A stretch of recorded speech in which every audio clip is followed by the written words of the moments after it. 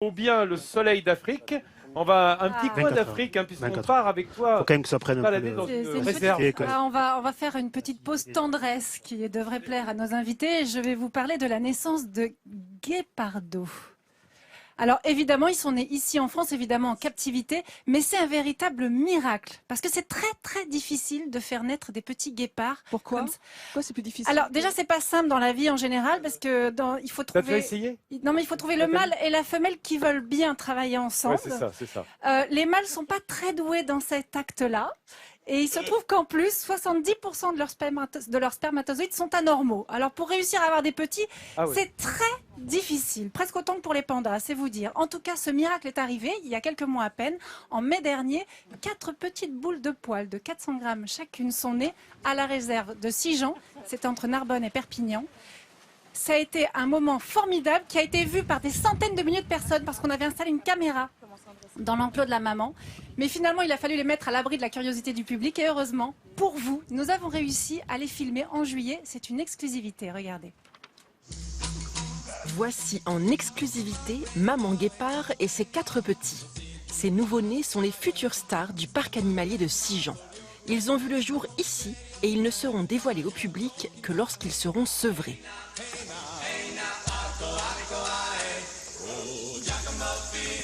Le repas est l'occasion idéale de les découvrir en suivant les pas de Cyril. Un moment privilégié. Aux petits soins pour eux, ce soigneur est l'un des rares à pouvoir les approcher d'aussi près. Il faut en rester en permanence vigilant. Elle peut d'un coup se retourner. Le moindre signe qu'il peut avoir peut être interprété comme une agression. Et donc du coup, elle pourra charger pour défendre ses petits. Et justement, la mère est toujours à l'affût. Doucement, ma belle. On va reculer un petit peu.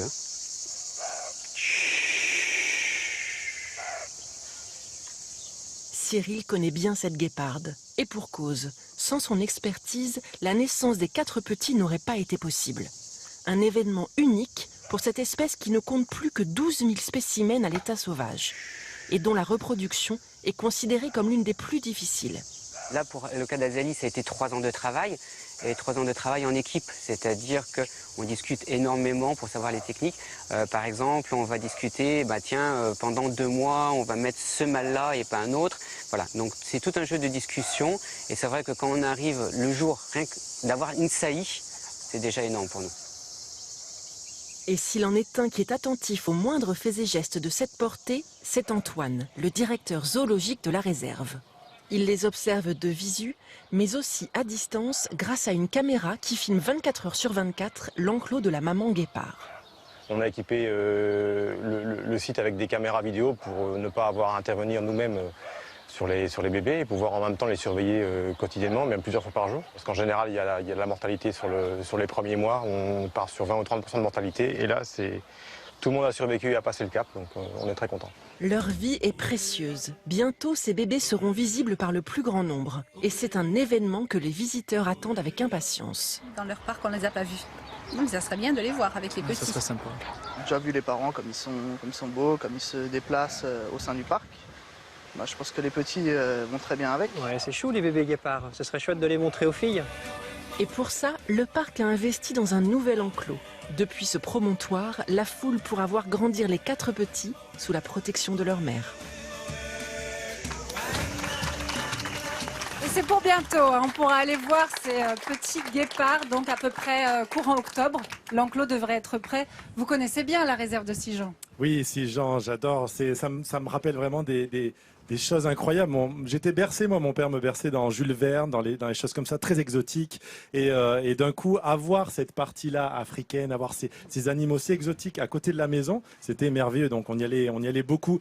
Ça fait référence à ce dont on parlait avant, Vincent, Survivre, de Xavier Maniquet. Un super livre pour survivre en tout temps. Et là, on pouvait rentrer avec la voiture. Je sais plus Alors si c'est comme toujours ça, le cas. Là, vous voyez les différents animaux qu'on peut voir. Ce sont Ouais. évidemment des animaux essentiellement africains qui ont été choisis pour leur capacité d'adaptation au climat du Languedoc.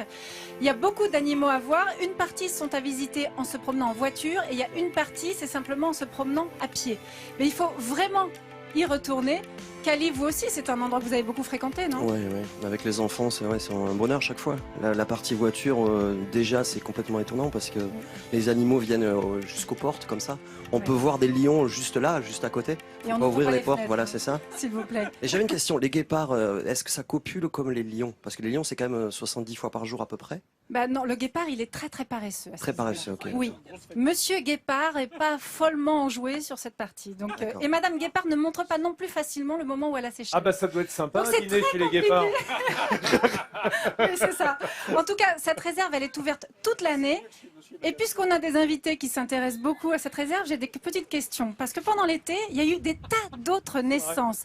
Regardez ces images. On vous a ramené des images de tous les petits bébés qu'on peut voir en ce moment. Il y a eu des bébés gnous, des bébés des antilopes, des chameaux, des autruches. Il y a eu énormément, vous voyez, le girafon. Alors, je voulais vous demander si vous connaissez les noms de la plupart des bébés. Si je vous dis par exemple, Romain, main sur le buzzer. Comment on appelle le bébé d'un dromadaire? Personne? Le dromadon. Non. Eh bien... Un chamelon. Un chamelon. Exactement. Ouais, comme le bébé d'un chameau. Bah alors, puisque tu sais tout, plus difficile. Comment on appelle le bébé d'un gnou? On l'appelle pas, on le siffle. J'en sais, essaye.